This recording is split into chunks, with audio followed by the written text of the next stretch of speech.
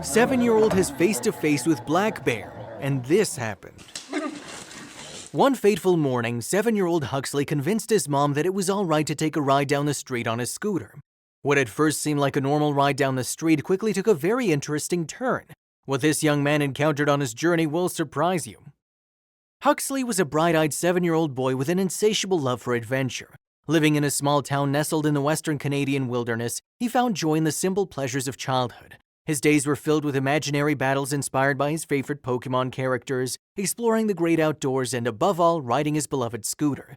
It was more than just a toy to him. It was his trusty steed, a companion on many adventurous quests. Despite the picturesque setting of their town, a sense of caution always lingered due to the wildlife, particularly the shy bears that roamed the nearby forests. Most townsfolk rarely saw them, but their presence was a constant whisper in the wilderness. One crisp morning, as the sun peeked over the horizon, Huxley's excitement was palpable. He'd been dreaming of a new scooter route he wanted to try out. "Mom, can I go ride my scooter now?" Huxley asked, his eyes sparkling with anticipation. Sarah, his mom, multitasking between breakfast and her laptop, glanced at the clock. "Huxley, it's too early. The sun has barely come up. Why don't you find something else to do now?" "But Mom, it's the perfect time. The streets are empty and I can go really fast," Huxley pleaded, his voice brimming with eagerness. Sarah sighed, knowing all too well her son's love for his scooter adventures. "Huxley, it's not safe to go out this early. What about playing with your Pokemon cards or drawing something?" "But Mom, I played with my cards a lot yesterday and I've drawn almost all the Pokemon. Please, can I go? I'll be super careful." Sarah, juggling her responsibilities as a working mom, felt a tug of conflict. She knew Huxley was responsible for his age, but the thought of him out there alone made her uneasy. Seeing the determination in Huxley's eyes, she finally relented. "Okay, Huxley, but you must wear all your safety gear, helmet, knee pads, and elbow pads, and stay on the path we agreed on. No venturing into the woods." Huxley's face lit up like a Christmas tree. "Yeah, Mom, I promise I'll wear all my gear and I won't go near the woods. And take your phone with you, call me if you need anything, and be back in an hour, okay?" Sarah added, her voice laced with maternal concern. "Got it, Mom, be back soon," Huxley exclaimed, rushing to get ready.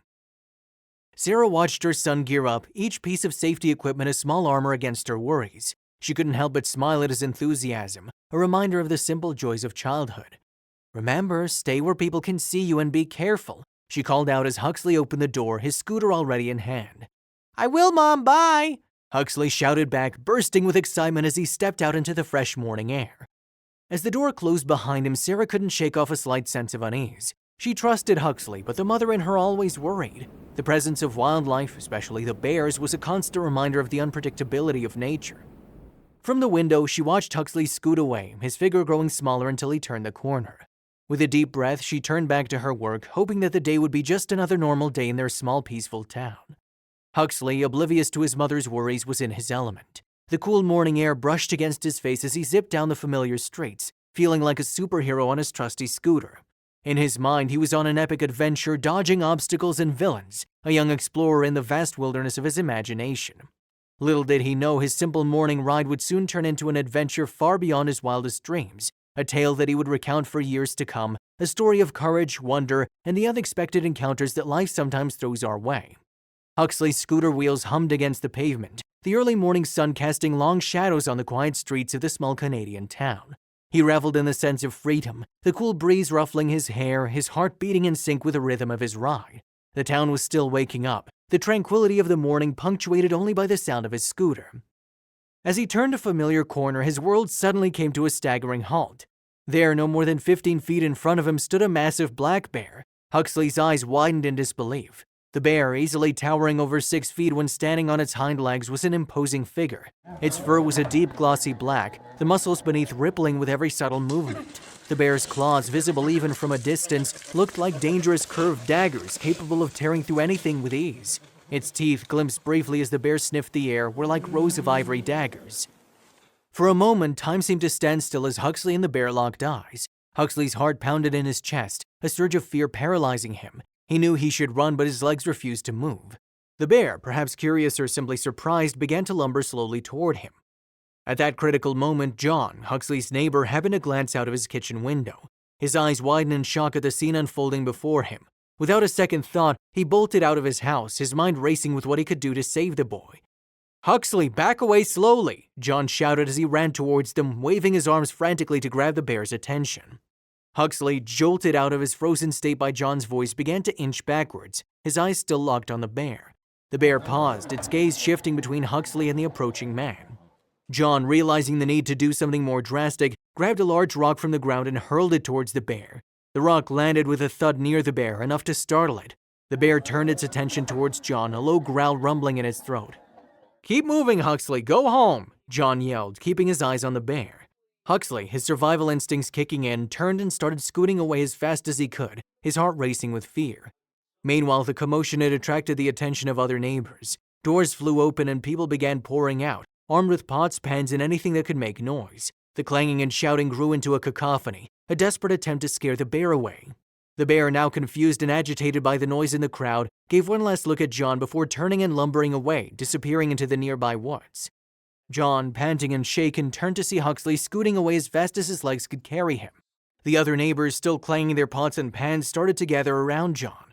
"Is the kid okay?" one neighbor asked, concern etched on her face. "I think so, he's heading home," John replied, trying to catch his breath. "That was close, too close," another neighbor added, his breath trembling. As the adrenaline began to subside, the reality of what had just happened sank in.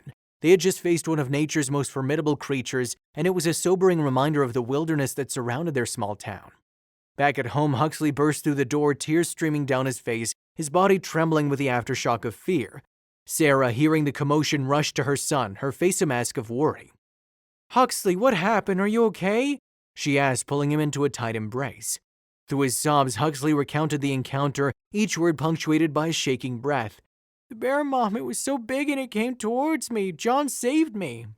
Sarah's heart sank as she listened, her mind reeling with what could have happened. She held Huxley close, whispering words of comfort, grateful for his safety. As the news of the encounter spread through the town, a sense of collective relief and gratitude filled the air. John was hailed as a hero, a brave soul who had risked his own safety for Huxley.